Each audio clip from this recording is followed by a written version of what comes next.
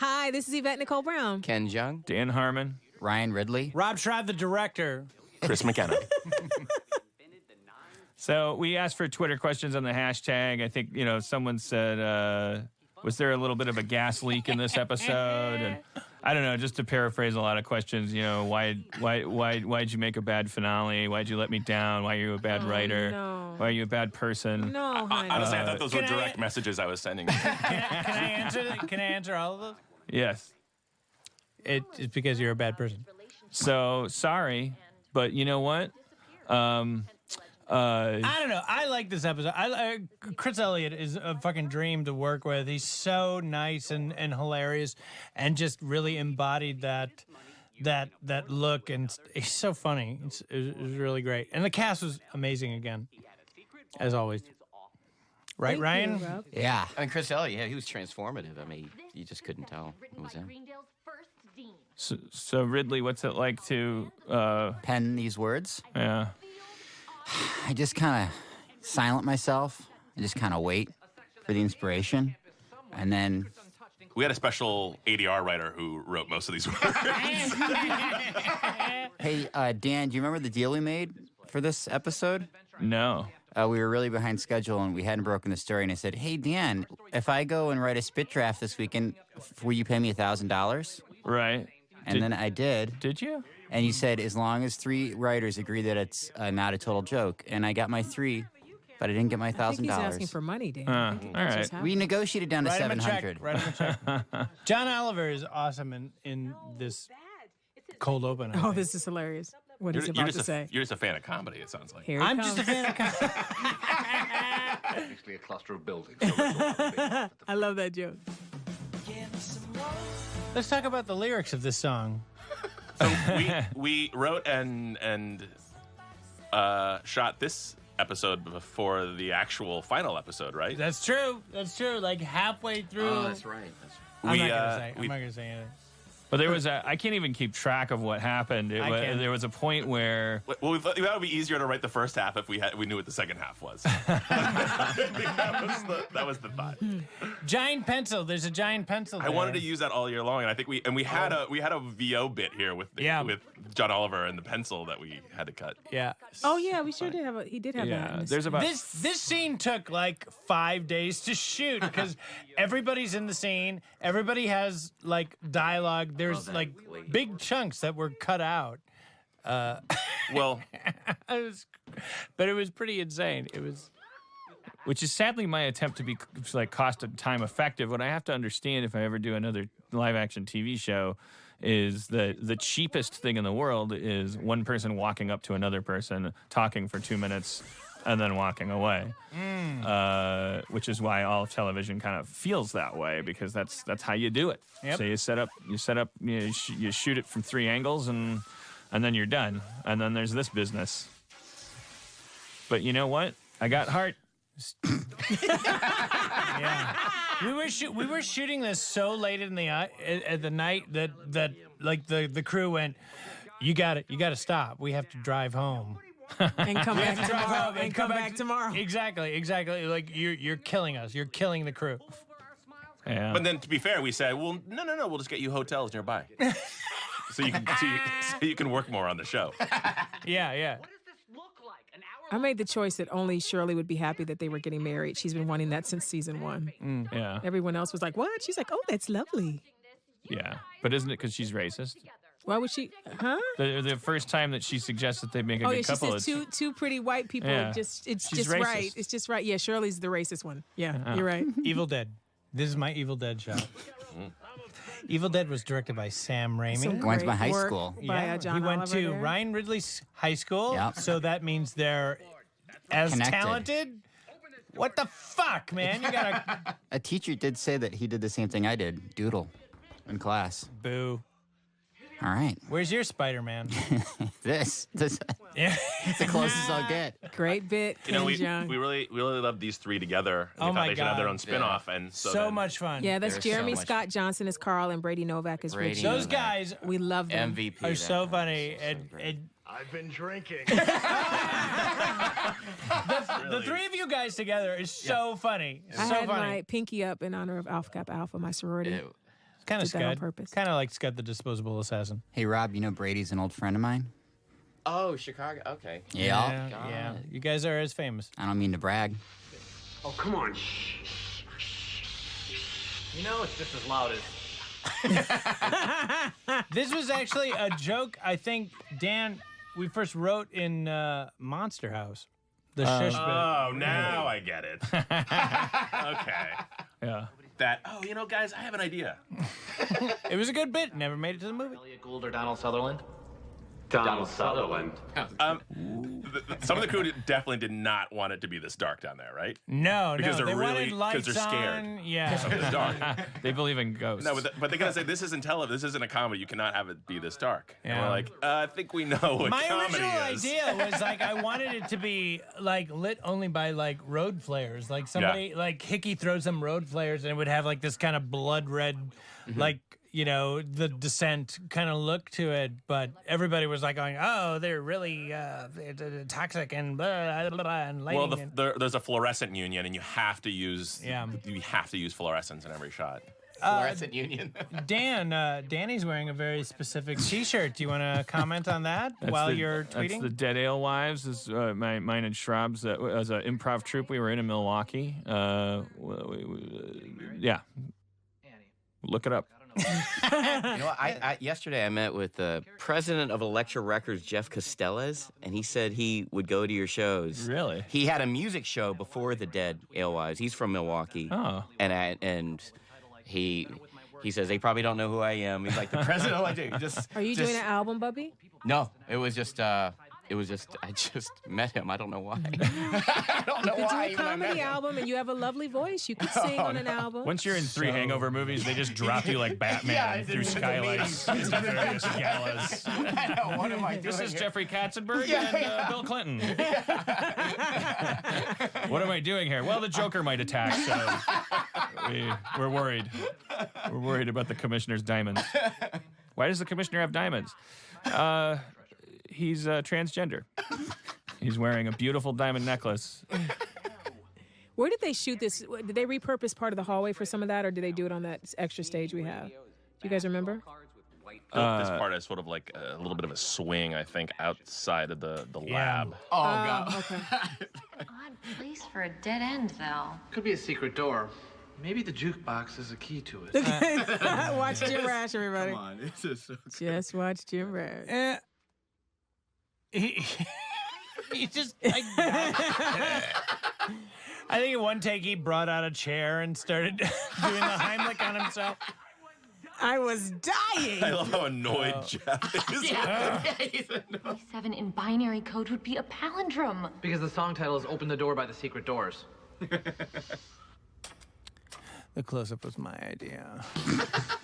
Coverage? We had to Your speed idea? up her fingers in post, actually. Nice job, Schraub. Yeah, I meant it to be like that. What was the symbol? What was the symbol of them releasing hands right there? Jeff and Britta are only in love with each other In to crisis? the extent that they're afraid of, Okay. of being alone. They thought like Abed says, they thought the show was over, so they wanted to make it mean something. They were afraid of being Pulp Fiction. by themselves. Everyone's still very incomplete. Pulp Fiction moment. I remember seeing Rhonda out at like Pulp Fiction. 5:30 in the morning. Our prop master Like when spray they painting all that gold. when they open up the briefcase, it's like Pulp Fiction. Yeah. Yeah, we happened to tell props an hour or so Like the before hour we shot before this. you Oh, by shot. the way, the computer has to be gold now. yeah, she was like, "Oh It my was Pulp God." Fiction. She did a great job though. Fantastic job, Pizzini and Yes. Oh my Rhonda, God, I props love and set this. decorators. I They're just so wanna, fantastic. I want to live in this room. It's so kick-ass. Pizzini built this room before there was a script Yeah. because we were that behind schedule because of Dungeons and Dragons. So cool. So at a certain point, you got to build a set. So So I just hot. described something vaguely to Denise Pizzini. She Really made hot. that room. I walked in the room, and then we Look started at writing. this the- jackass. This, I know. I Look see at your this. shoulder right here. I'm gonna start laughing. Yeah. I break in a second. I did not go to Juilliard, so there's no. I can do that. This is great. I'm not a trained actor. favorite thing ever. But when Ken Jeong comes, right there, watch my shoulder. I'm laughing. I'm really laughing. laughing because that was a mistake. That was the best. Did you trip? Like, what happened that they fell off like Oh, that? I just am a bad actor. Yeah, no. But you committed. I committed. You kept going.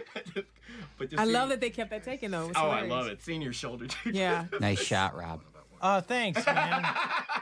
It was my idea to look up. Now, this idea came out of originally we were gonna use that ping pong ball Star Wars The Force thing, right, Dan? Oh, something like that. Yeah. He was originally going to be naked, too. In the script, it said he was naked floating through space. Yeah. And that was changed at some 6-year-old point. daughters. This is love very this. heat They vision keep and asking me jab. to replay this. Yeah? With Jonathan Banks' big head. They just want me to keep. My daughter, she was like, he just couldn't stop. It's like the idea that this guy, like, it's sort of based on. I mean, these guys are based on executives, these characters, and the idea that one of them thinks he might be psychic is based on like the idea that the executives think they might be writers. Like they kind of think they have powers. And sometimes they'll confess to you that when they were in college, they were a really good writer, but they had to throw their script into a river because if anyone ever found it, they would make them be a writer, and they wanted to make more money than that. Like the idea that you could grow up just dumb, but your mom's telling you you're special. There's something special about your brain, and he misinterpreted it as I'm entitled. I'm psychic. I have superpowers. It's just if you work in television and you don't create anything for your paycheck, that character is you. It's like a money changer scene. I did a sermon once. Pretty good. Raquel has taken the best years of your life and a dozen of your not so good. If she hasn't given anything back, it might be time to move on. Stop! You guys! What are we doing? Saving Greendale. I love Jim. She's a velociraptor. He saunter up. Decide which dreams are worthwhile. Look at him. He's one of us. We have to respect People each thought that other's was Jim Rash at times, right? What? Under all the makeup, not Chris Elliott. I guess that's possible. The makeup job on him was amazing. His Yeah. nails and everything, his toenails were all done up. Great. Yeah. Chris is awesome. If it was money that you guys wanted, why didn't you say so? You can just have my leftover cash that's under the desk over there. Told him how much I love Cabin Boy. Pretty Well, you satisfying. give a shout out to Steve Kenny. Did a ton of special effects that a lot of times you don't even notice when we have to fix things magically. Chris Elliott did this thing for Cinemax when I was a kid. I was like 15 years old, and I saw this thing he did called Action Family. Oh, so good. If you can find it, I mean, and Brilliant. if you're one of these crazy people that thinks somehow I've made some contribution and you're interested in what got into my head and completely changed my life, brought me out to LA, made me think I should write stuff, etc. Chris Elliott, like see if you can find Action Family. And FDR one-man show. I think he did both of those for HBO, didn't he? He was. I mean, it was him and Gary Shandling, and I can't think off the top of my head, but it was all. It's like if when you're a 15-year-old kid from Milwaukee, you don't know that there's such a thing as genre. Let alone genre juxtaposition, genre bending, genre played for effect. So I saw this thing, Action Family. It really like you could feel the brain cells like exploding in my head. I was like, what the hell? So it was a real honor to have him on set. Shower, probably everything. And now she's dead. So we're trapped in here forever. Or just until we run out of food and water. At least we'll have each other. Till death do us part. We should have added a hang glider somewhere in the corner. And commercial. Come on, Raquel. Come on, baby. Come on. Oh. Oh, thank God her emotional components are still online. Emotional components? You guys talk about the episode. I'm trying to think. Hey, how come they couldn't This is just the first time call I'm for seeing help? it. How come they couldn't just call for help? Phone up Huh? on my comp. Because she has a phone. How come you can make a pickle magnet screw up a computer with gold circuitry? I don't know. I don't know. It's a television show. Everybody just come on, have fun. Watching Elliot's nipples right now. It was a story first approach. Like I probably should have done a finale where they just hang out and talk about their feelings and stuff. And I fucked up. the Dungeons and Dragons episode took so long to write. It was a mistake to say, oh, let's do another D&D episode.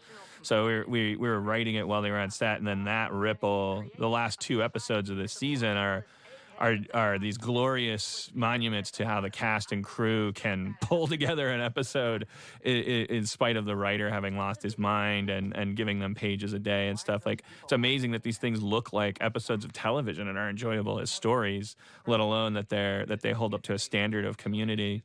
And it's definitely to the credit of everybody but me that we dragged ourselves across the finish line.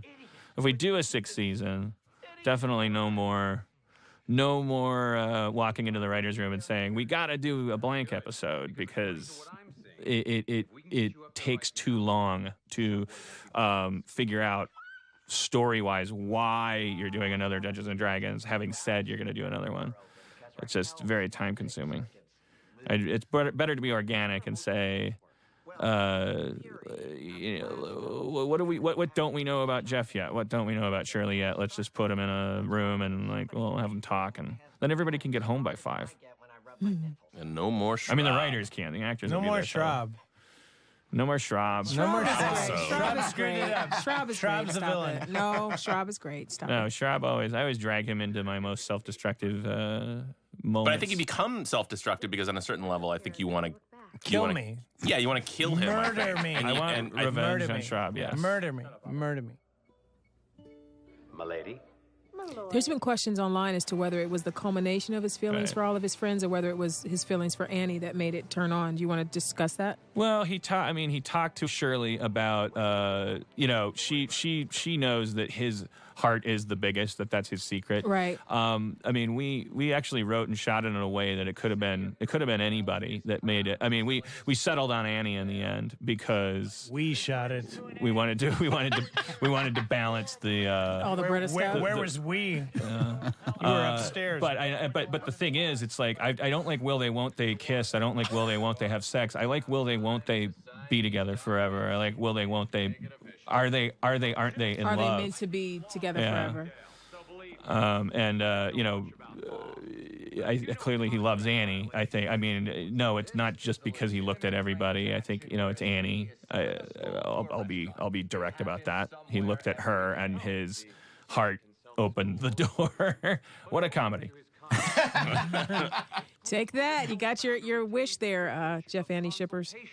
On all future scholastic. That's Allison's dancing in the background. Dancing in the background. I won. Oh my God! And the door just opened. That's so weird. That's James Michael Connor playing the subway rep in this scene. He's awesome. He's been so great. with us like 3 times now, 2 or 3 times. We were 30 seconds over, and we had to kill something here that I loved, which was basically Chris Elliott doing a Harmonian rant at someone. Oh, that's right. Someone in the audience who said disgusting. Yeah.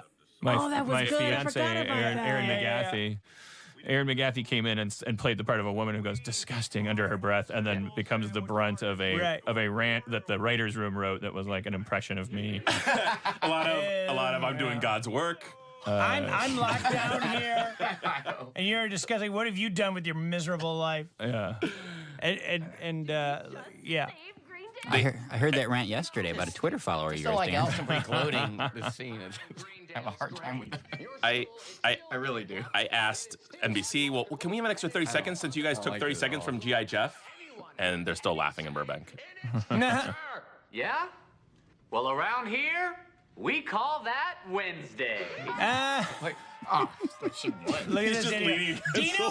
Let me say, Dino was like fall down drunk when he did that. Because we shot that at 4 o'clock in the morning. Because he came. He was there There's at midnight. real Abed, by the way, in the crowd. Can't forget that. Yeah. Real Abed is dancing behind Abed, but Dino was fall down drunk. Like Dino was like at midnight. We go, we're gonna be a while, and he's okay. I'm gonna go to a bar, and I'm like, oh shit.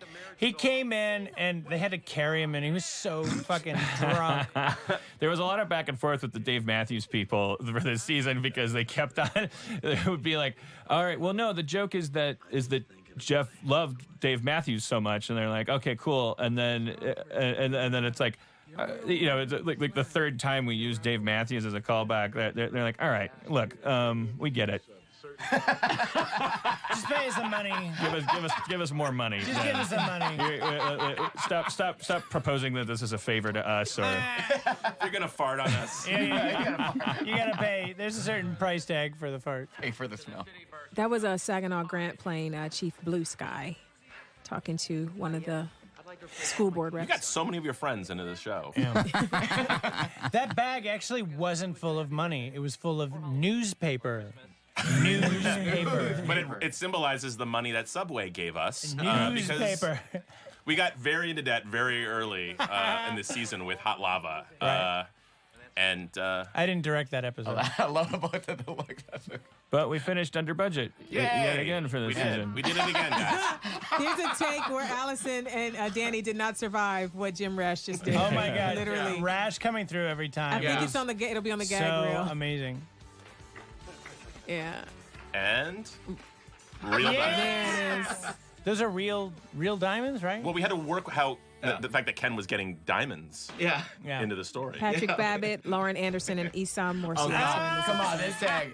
Best tag ever. In a heartbeat. This is the hardest we ever worked to get 6 seasons, a movie, and a spinoff. 6 seasons movie spinoff. Amber Tamlin. This is just us saying to NBC, can we all stop acting like any of us know what we're doing? Yeah. And pensive carriage across their legs. This also came together. Like, we'll admit we're a bad show, but you have to admit you're. Didn't this come together like the 101 show, just calling favors in that day? Like, everybody just kind of. So, like, at the last minute.